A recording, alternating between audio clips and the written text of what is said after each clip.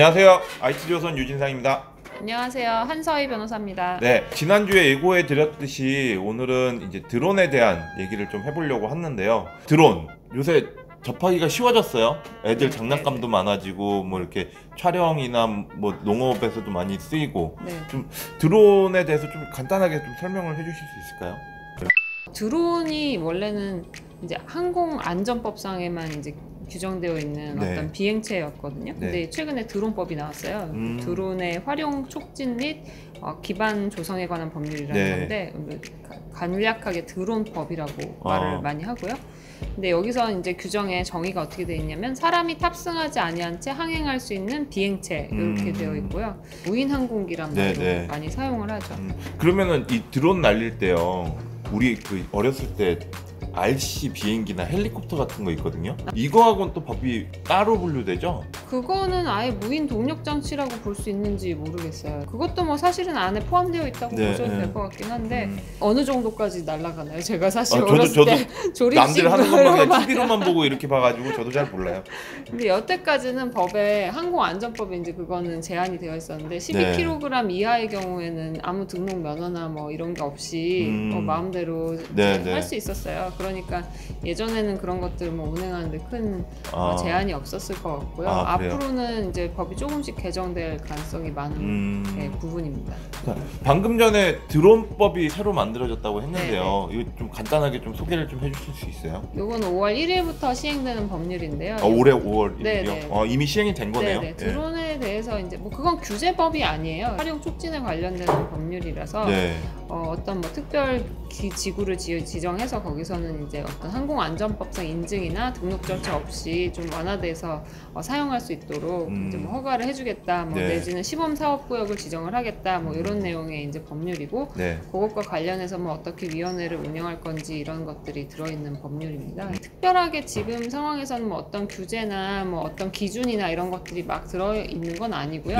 최근에 이제 국토교통부에서 드론 실증 도시를 이제 선정을 했거든요. 그럴 때 이제 사용될 수 있는 기반이 되는 법률을 만든 것이라고 보시면 될 것 같아요. 드론 실증 도시. 이게 그럼 뭐 테스트베드 같은 건가요? 네네네.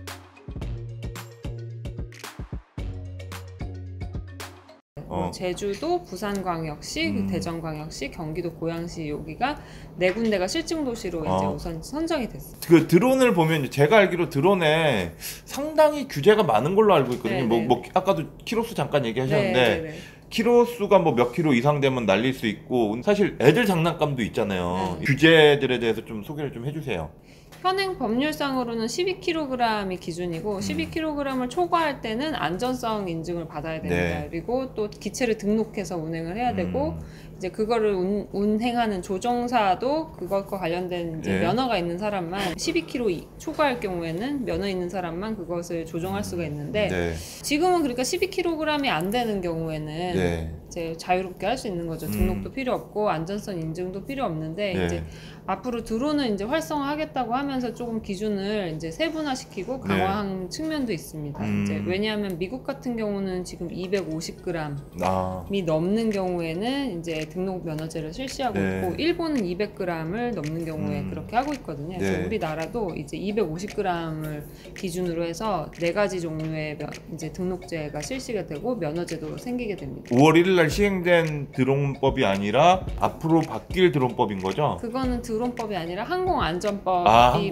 개정되고 항공안전법 시행규칙에 그 4가지 종류의 면허가 들어오게 됩니다. 드론 규제하는 법이 총 몇 개인 거예요, 그러면? 지금으로선 드론 규제법은 항공안전법인 거고 항공안전법.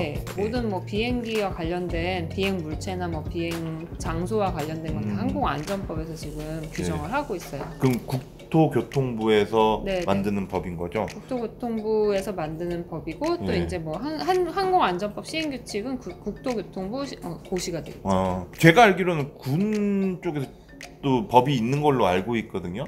그쪽은 어떤 거 관련된 법이에요? 국방과 관련된 거는 이제 뭐 항공안전법과 상관없는 뭐 드론으로 항공 촬영하거나 이럴 때 국방부와 관련된 부분들이 있어요. 그래서 그 부분은 이제 군 관련된 법령에서 다루고 있습니다. 그러면 아까 그 저기 무게랑 이런 건 얘기해 주셨는데 뭐 네. 아까 무게만 낮으면 상관없다고 그러셨잖아요. 그러면은 네. 무게가 12kg 언더인 드론을 가지고 네. 고도를 한 10층 높이, 20층 높이까지 올린다. 그럼 괜찮은 거예요? 그 고도 제한이 있어요. 왜냐하면 아. 다른 비행기들이 오고 가거나 네. 통신에 제한을 주면 안 되기 때문에 네네. 우선은 우리나라 같은 경우는 이제 수면 기준, 뭐 지면 기준 그리고 건축물 기준으로 해서 150m 이상까지만 이제 운행이 자유롭게 가능하고 네. 그 넘어서는 운행할 수 없고요. 네. 뭐 비행 지역도 또 제한이 있습니다. 아, 비행 지역도. 예, 네. 특히 서울 같은 경우는 이제 서울의 강북 부분은 대부분이 지금 비행이 금지되어 있고 고수부지 정도에서 자유롭게 이제 드론을 날릴 수 있는 또 기본적으로 휴전선 부분은 안 되고요. 아, 휴전선. 네, 그거는 군법으로 들어가는 네. 거예요? 여기도 시행 규칙으로 되어 있어요. 아, 시행 항공안전법으로 네. 들어가는 거군요. 그리고 지금 또 문제되는 부분이 공항 반경 9.3km 네. 부분 그리고 원전에서는 반경 19km 그 부분은 지금 운행이 불가능하고 그것은 이제 미국이나 일본 같은 경우도 마찬가지예요. 네. 미국에서도 이제 워싱턴 부분은 드론을 날 수가 없고 일본도 도쿄 인근은 불가능한 네, 상황이고 네. 뭐 원전이 안 되는 거 그리고 군사 지역 그리고 또 한 부분이 공항 반경 네. 이 부분은 다 지금 안전상 문제 같은 것들이 있기 때문에 네, 금지가 되고 있습니다. 공항하고 원전, 군사 지역 이렇게 말씀을 하셨는데 네. 해외에서 좀 이렇게 테러 사건들이 좀 있었잖아요. 이거 관련해서 네. 그리고 우리나라에서도 사실 그래서 드론법으로 들어가는지 제가 정확하게 모르겠는데 이거 관련된 얘기들이 작년 국정감사 때도 좀 얘기가 있었던 것 같거든요. 드론에 대해서는 계속해서 규제를 강화하겠다, 뭐 또는 이제 여러 가지 규제를 만들고 활성화하고 두 가지 방향으로 하겠다는 얘기들은 계속 나오고 있고요. 네.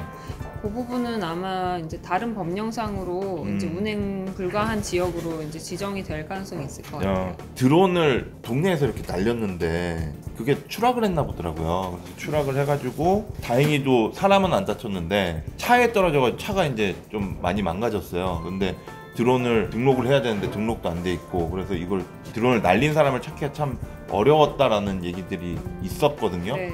이거는 어떻게 처리해야 돼요? 사람을 찾을 수 없는 부분은 사실 사람을 찾아야 이제 사실 민사상 손해배상 그렇죠. 가능한 건데 소지자가 누군지를 알아야 이제 민형사상 조치가 가능하거든요. 네, 네. 근데 만약에 이럴 수는 있겠죠. 그 사람이 다쳤다 그러면 네. 상해거나 과실치상이 되니까. 그러면 이제 형사가 되는 네, 거죠. 네, 형사 사건이 되는 거고 네. 그렇게 되면 이제 수사가 들어갈 수 있겠죠. 이거 누구 거냐 뭐 해서 문제가 될 수 있을 것 같고 네. 만약에 수사를 한다면 수사기관에서 이거를 판매한 데부터 해서 탐색을 해 나갈 수 있으니까 네. 그런 거는 충분히 가능할 것 같아요. 근데 손괴죄는 이제 네. 차만 문제가 되면 과실에 의한 손괴는 처벌이 안 되거든요. 네, 네. 근데 이거는 만약에 날리다 실수로 그걸 떨어뜨린 거라면 이제 과실손괴니까 수사가 어려울 수도 있겠지만 뭐 여러 가지겠죠. 수사기관에서 의지가 있으면 이건 그냥 고의로 어떻게 그 사람의 차를 일부러 누군가가 손상시키려고 고의로 한 거라면 이것도 손괴죄가 되잖아요. 고의에 의한 손괴죄니까 그때는 또 이제 수사를 해서 찾아낼 수 있을 것 같아요. 그 사람이 찾아내면 그 다음에는 뭐 민형사상 조치가 가능하겠죠. 근데 지금 이런 상황들이 혹시 뭐 드론법이 됐든 어디에 이렇게 좀 들어가 있어요? 현재는 지금 항공안전법상으로는 운행을 하지 말아야 되는 사람에 대해서는 이제 당연히 처벌 조항이 있지만 이 경우에 만약에 자기가 제대로 등록을 하고 했는데 뭐 사고를 냈다 거기에 대해서는 뭐 여기 항공안전법은 이제 사실은 행정법이기 때문에 거기에 대한 뭐 내용은 없고요. 그거는 이제 민사 문제가 민사나 되겠죠. 형사나 사람과 뭐 이런 간의 거. 문제가 될 것 같습니다. 법규 관련된 네네. 걸로. 오늘은 좀 간단하게나마 이 드론 관련된 법안에 대해서 좀 얘기를 좀 나눠봤는데요. 다음 주에는 저희가 모빌리티 하기로 했었나요? 네, 모빌리티. 자율주행을 포함한 같습니다. 모빌리티에 대해서 또 관련된 법안에 대해서 좀 얘기를 나눠보도록 하겠습니다. 예, 그러면 지금까지 유진상이었고요. 저희 한서희 변호사님이었습니다. 감사합니다. 감사합니다.